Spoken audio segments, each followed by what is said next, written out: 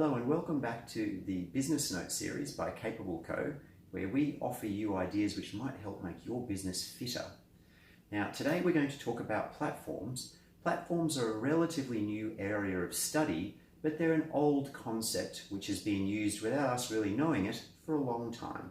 So the simplest example of a platform would be something like a street market, where the platform in this case is the street market, and it brings together participants who exchange value units in order for value to be generated by the platform. So if the street market didn't exist as a platform, the value units might not be exchanged between merchants and consumers of the goods. And so in this case, the thing that we're going to talk about today is what sort of aspects of platforms and how you can make them more or less successful, and the sorts of things you need to think about if you're running a platform, and often you didn't even know you were running a platform. It is a terribly important concept. In fact, as I understand it, one of the recent Nobel Prizes was handed out to some of the authors of work on multi-sided platforms. Now, I'd like to give an early shout out to the sources of information that I've been using in order to understand some of these concepts around platforms. Certainly I didn't generate this myself. Some of the best reading I've seen, the most granular sort of explanation so that you can really work out for your platform what's needed, would be a book called Platform Revolution: How Network Markets Are Transforming the Economy. And that's by Van Alstyne and Chowdhury. I'm sorry about my pronunciation there, I'm sure it's wrong.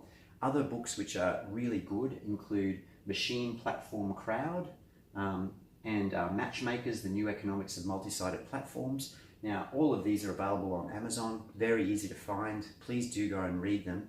There's a moderate chance in the new economy that your business is based around, or could be more based around, these platform concepts. And so if you get some of this reading done, you can become much fitter than if you weren't quite aware of the dynamics of what you were doing. So this brings us to one of the first major concepts with platform development and platforms generally, and that is that they may be single-sided, double-sided, or even multi-sided in their nature.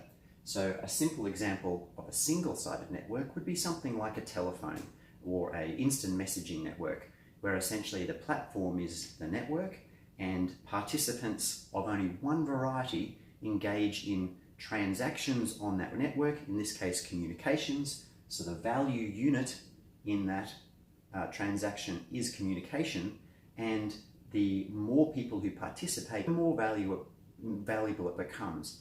If you're the first person with a telephone, there's not a lot of network value. If everybody has a telephone, then not having access to that network is not very good for you. It's better to, in that case, take advantage of that large amount of value which that platform, the telephone, represents.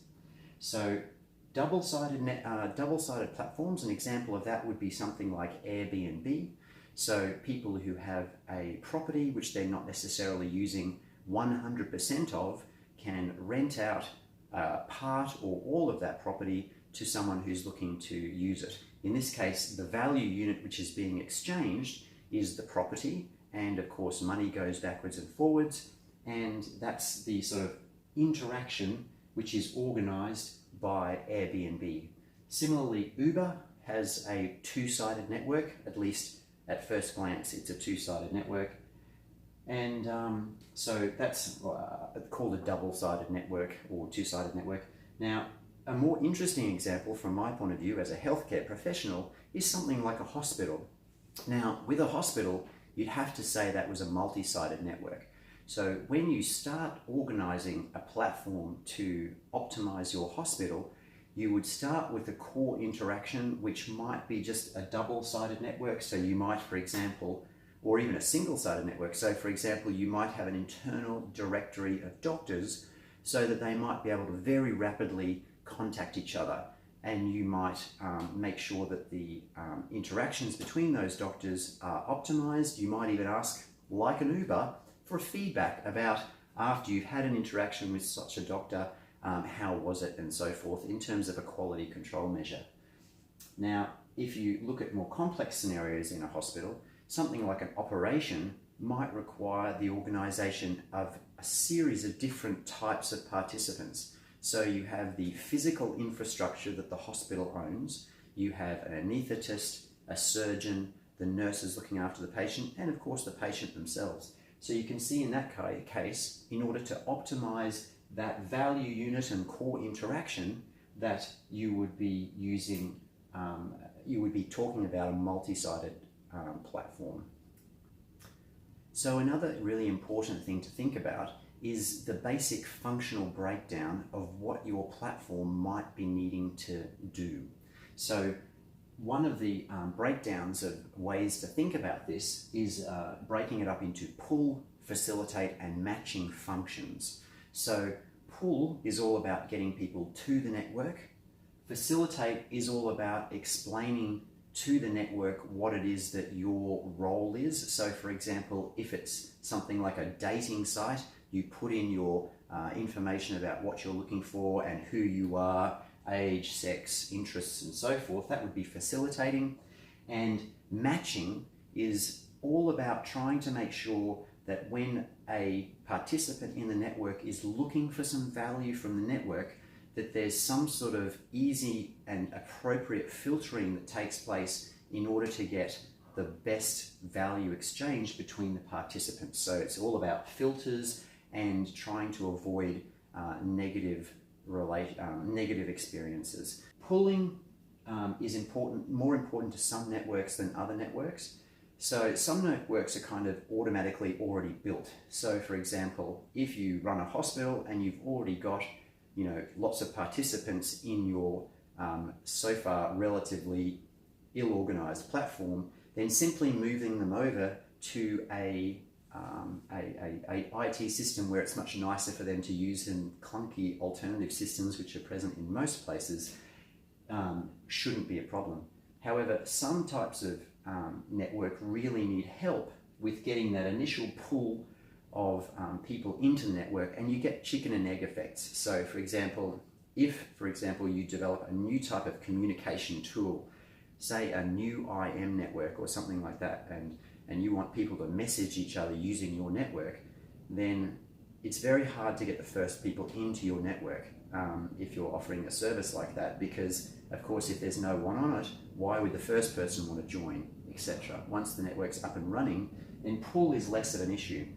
Another aspect around pull, which is worthwhile thinking about, is there some aspect of your platform that you can make it automatically viral?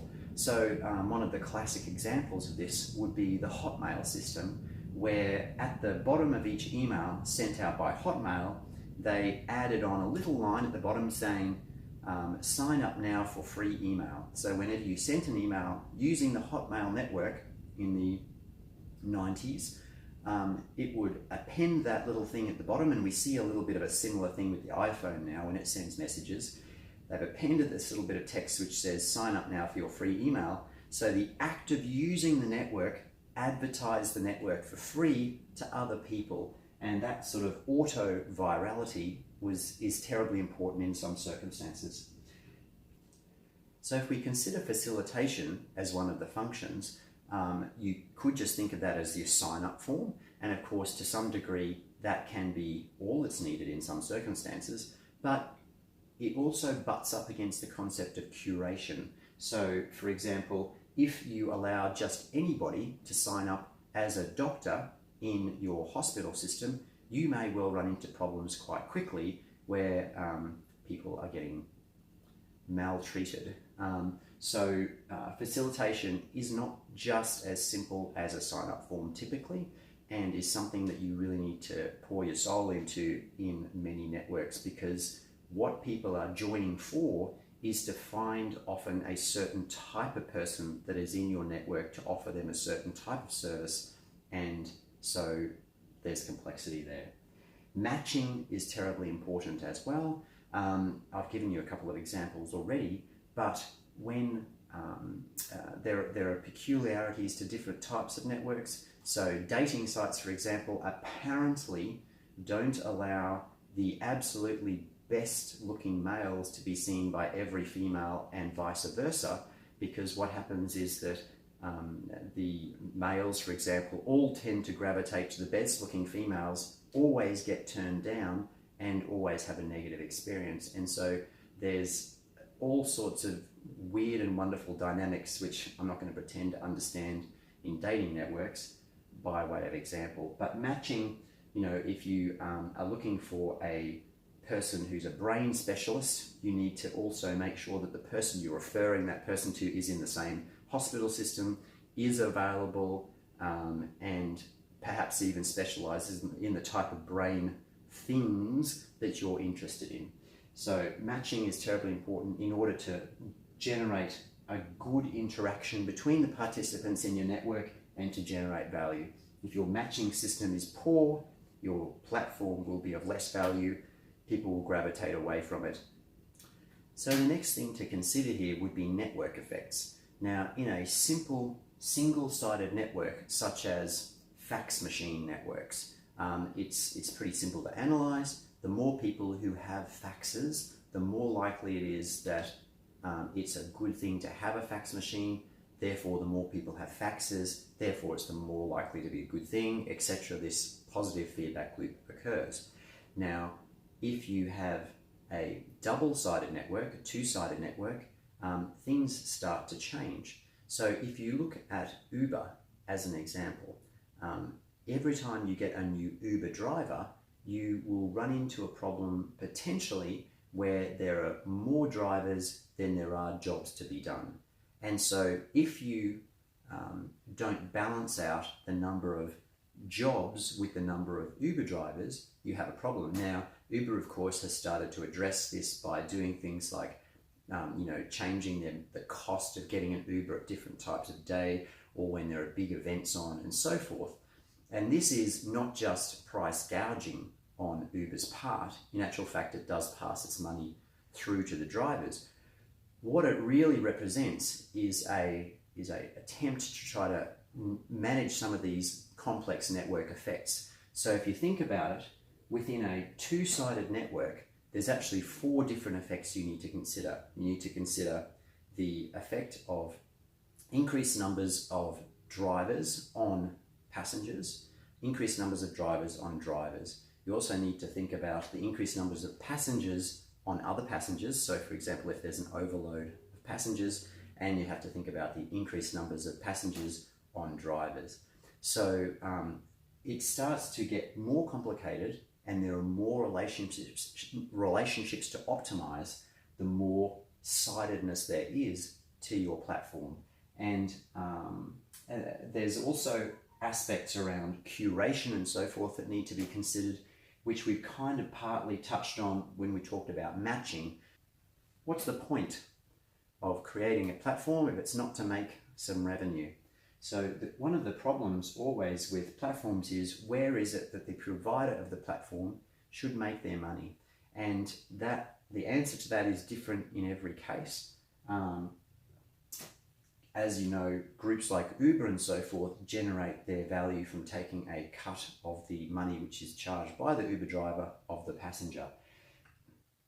Now, there are ways that you can harm yourself if you charge revenue in the wrong part of your platform. So for example, if you charge entry to your platform, it may be that you actually stop people from being pulled into your platform, and therefore network effects don't get generated, and then the platform doesn't take off.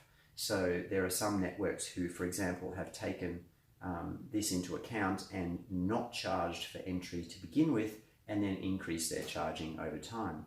Another option is to only charge one side of the network. So it might be that above all, that a certain participant in a network is actually really desperate to get access to the other group of participants in the network. And so that side of the network might be willing to pay for access. Another option is that you actually pay one side of the network to join. So it might be that it's so difficult to pull people of that type into your network that one side of the network pays and the other side gets paid to even join the network in the first place. And so revenue model is something that really needs to be thought about carefully in terms of, making sure you optimize the value unit, the core interaction is optimized, that you optimize your facilitation and matching and so forth. It has to integrate with all these other aspects. It has to be in sync with them in order to get your platform to be a success. Now, openness of a network is always an interesting concept. Android operating system is generally considered more open than the Apple operating system. In fact, initially, when Steve Jobs first released the iPhone, apps were not a thing which came with it. So the only apps which ran on the initial iPhone were written by Apple. So that would be considered to be a closed garden approach. So the advantages of doing that are strict quality control. The disadvantage is all about potentially losing some of the value of your platform to the platform participants. So for example, you might charge a certain amount for the platform, but when somebody comes in and writes a particular piece of software which does something really useful and they charge for that on your new type of phone, and they end up making more than you do out of your phone platform, that could be a downside to having a more open system. So Android is considered to be a more open system in a variety of ways. It's easy to put apps onto it and so forth. iOS has opened right up now in order to gain the advantages of openness. That is, gain the whole world creating stuff for your platform, increases the value of your platform in the open scenario, and so it does become worthwhile opening up the platform, at least to some degree. What some of these guys do who run platforms is, so we see this with SAP and so forth, the business software, is that they tend to try to make their platform open, and then whichever participants in their platform, so say it's an app on Android or iOS who starts making heaps of money, what Android or iOS tend to do is they'll tend to go and buy that company, and they'll tend to bring their staff into the fold and increase the value of their platform and capture some of that value which the initially external entity was generating, and they'll capture that within their platform itself. And so we see that a lot, where functionality turns into sort of core functionality for the platform, where the provider of that functionality was initially actually outside the platform itself. So one scenario which I'm interested in would be in the hospital scenario. So initially you would imagine that a platform would be fairly closed in a hospital system. So for example, a hospital would generate a system platform for interactions between its doctors and nurses and physical structures and so forth, and that would just apply to that hospital. But you can imagine over time that the platform might also include physical structures of other adjoining hospitals, and perhaps the other hospital sort of pays to be part of the platform, and the utility of the adjoining theatres in the nearby hospital might be included in the options for nurses and doctors to work there or here in order to optimize pricing and availability and other metrics around delivery of the perfect value unit. So you can imagine that while a hospital system may be quite closed to start with, there are a whole series of ways in which over time it would probably, if it was a really good platform, it would probably open up and start including nearby active economic units, such as nearby hospitals and so forth. So openness is a really interesting concept and evolves over time with any particular platform. Modularity of a platform is really important, so it's terribly important to realize one basic piece of concept, which is that when you build something in a platform, the use to which that thing is put is necessarily to some degree unknown to you at the outset. An example would be that the apps which are on our mobile phones nowadays are such that some of the functionality we see on them was never dreamt of by the creators of the platform. Now, if you create a platform which has very distinct functionality and isn't kind of generalized and modular, then the likelihood of people who participate in your platform being able to generate new value that you never expected of your platform is way down. So if you can make the platform itself quite modular and open and able to be used for a variety of things which potentially you hadn't even thought of, the chances of your platform stumbling across some entirely new field of value is much better. So when you design your platform, you have to try to make it as modular as possible, and each component must be generally as non-specific as possible. So don't make it that when you create a module that it only allows doctors to sign up. It has to be, for example, a general sign-up system with some restrictions depending on the type, which you can then extend to other types of people later. This is sort of semi-programming jargon at this point. There's a lot of science around the metrics of a platform. So there's many aspects of this that you'll want to optimize when you're developing your platform. And luckily, platforms being IT systems predominantly nowadays lend themselves to being able to automatically measure many key points around here. So you would do things like measure how many people are entering, how many of them then sign up, and how many of them are getting matches which are successful. How often does a search result in a valid match? How often does that then generate some revenue? And you need to kind of, depending on your exact platform, measure the relevant metrics which are the keys to your platform becoming better at offering value to the participants and the keys to it growing. All right, so again, just a quick, another repeat. Please read these books. These ideas are not mine. They are by experts in the field and so forth. I've only really briefly touched on them. Please comment on any misunderstandings or additions you think I should be making to this video.